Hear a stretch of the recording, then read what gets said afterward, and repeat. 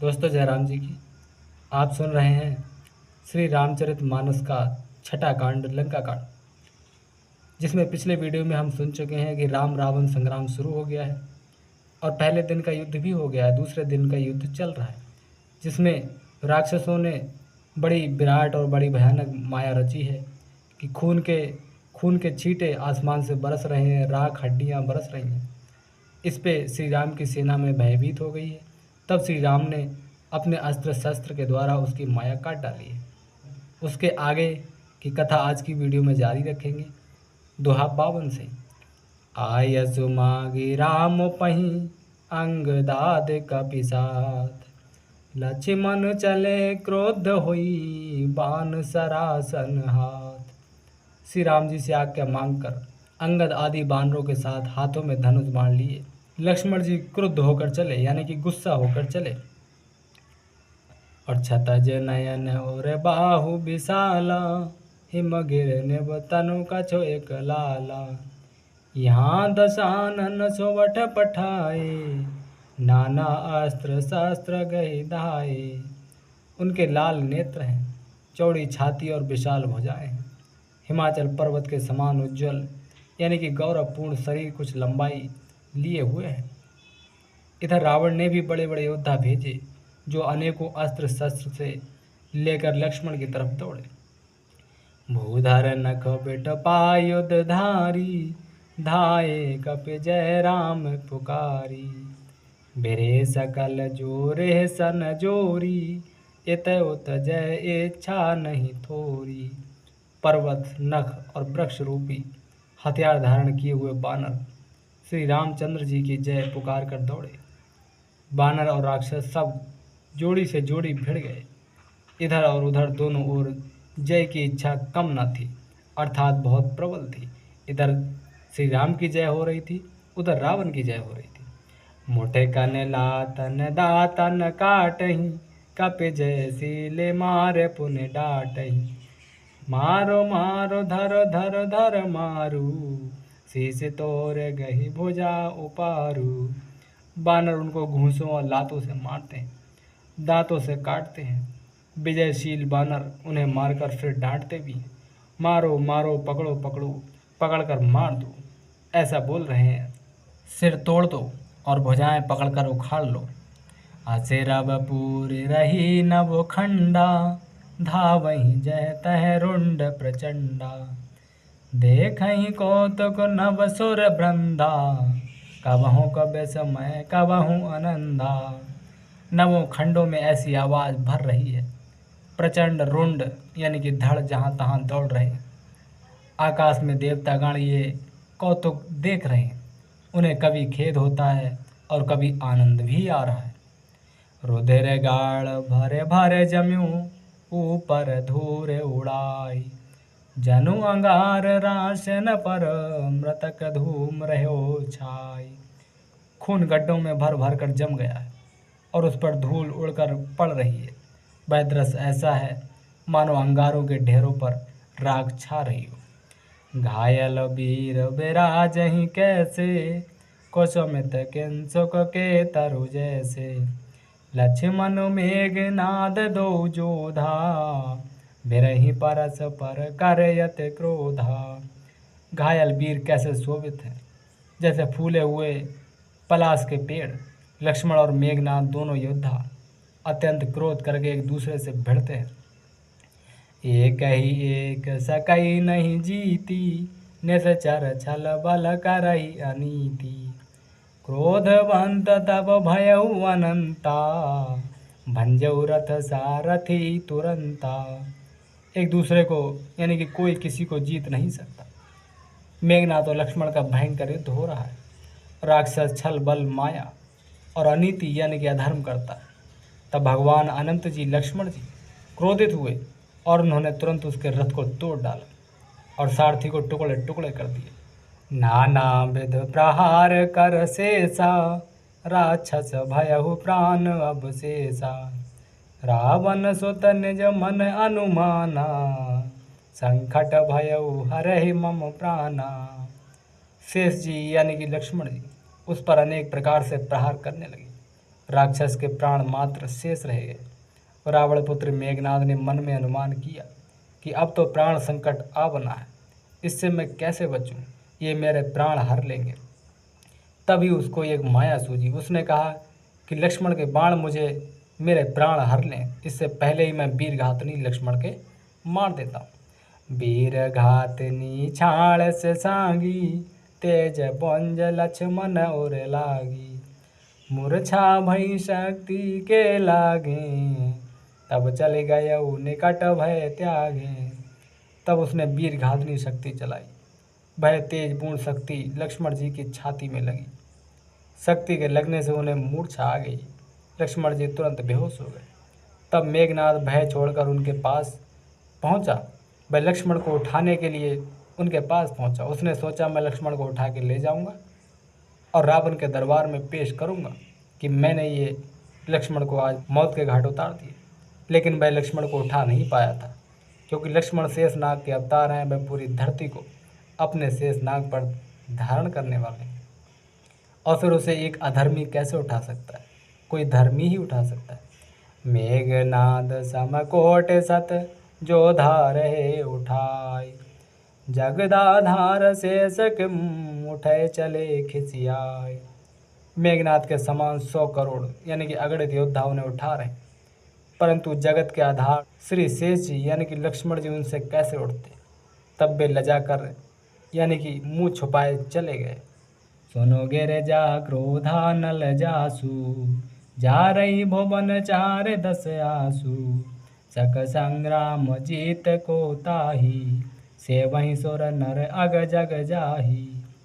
शिव जी इस दृश्य को देख रहे हैं और वह कहते हैं कि हे गिरिजे, सुनो, प्रलय काल में जिन यानी कि शेषनाग के क्रोध की अग्नि 14 भुवनों को तुरंत ही जला डालती है, और देवता, मनुष्य तथा समस्त चराचर जीव जिनकी सेवा करते हैं उनको संग्राम में कौन जीत सकता है?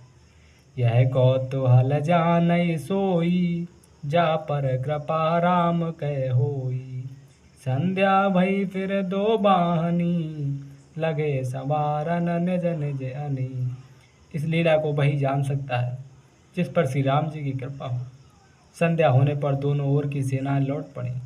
सेनापति अपनी अपनी सेनाएं संभालने लगे। व्यापक ब्रह्म अजित भुवनेश्वर, लक्ष्मण कहाँ बोझ करुणा कर। तब लगी लय आयो हनुमाना, अनुज देख प्रभु अत दुख माना। व्यापक ब्रह्म अजय संपूर्ण ब्रह्मांड के ईश्वर और करुणा के खान श्री रामचंद्र जी ने पूछा कि लक्ष्मण कहाँ है।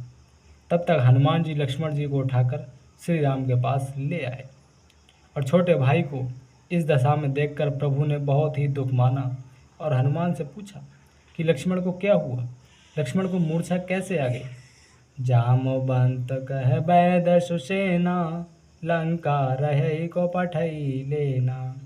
धारे लगो रूप गयऊ हनुमंता, आन्यू भवन समेत तुरंता। जामवंत ने कहा कि लंका में सुषेण बैठ रहता है, उसे ले आने के लिए किसी को भेजा जाए। हनुमान जी छोटा रूप धरकर गए और सुषेण को उसके घर समेत तुरंत ही उठा लाए, क्योंकि लक्ष्मण का इलाज करने के लिए सुषेण वैद्य की आवश्यकता थी।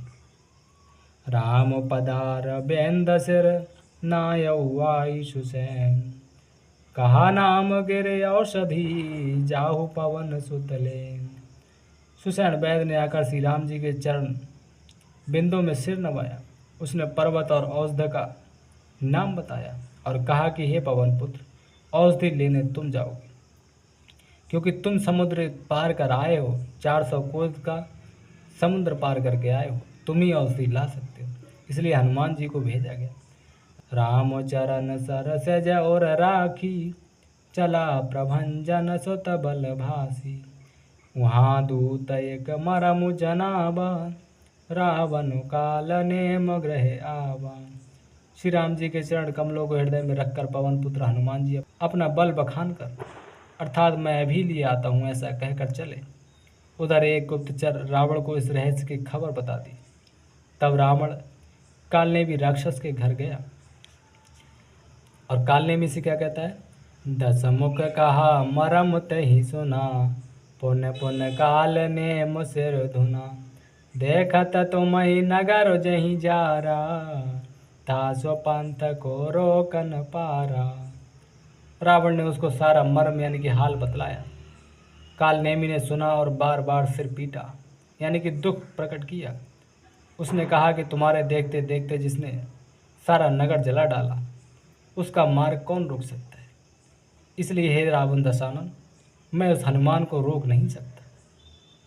और आगे काल नेमी क्या कहता है, बाजे रघुपत करो हित आपना, छाड़हु नाथ अमृषा जल्पना, नीलकंज तनु सुंदर श्यामा, हृदय राखो लोचन भेरामा। श्री रघुनाथ जी का भजन करके तुम अपना कल्याण करो। हे नाथ, झूठी बकवास छोड़ दो। नेत्रों को आनंद देने वाले नील कमल के समान सुंदर श्याम शरीर को अपने हृदय में रखो। और आगे क्या समझाता है काल नेमी रावण को, मैं तय मोर मूढ़ता त्यागू, महामोहन ससु तत जागू, काल ब्याल कर भक्षक जोई, सपने हूँ समर के जीत्यो सोई। मैं तू यानी कि भेदभाव और ममता रूपी मूढ़ता को त्याग दो।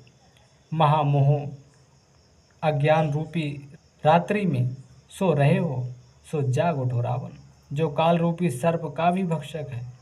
कहीं स्वप्न में भी वह रण में जीता जा सकता है। सोने दस कंठर सानयत, तही मन की न विचार, राम दूत कर मरो बरो, यह खल रत मल भार।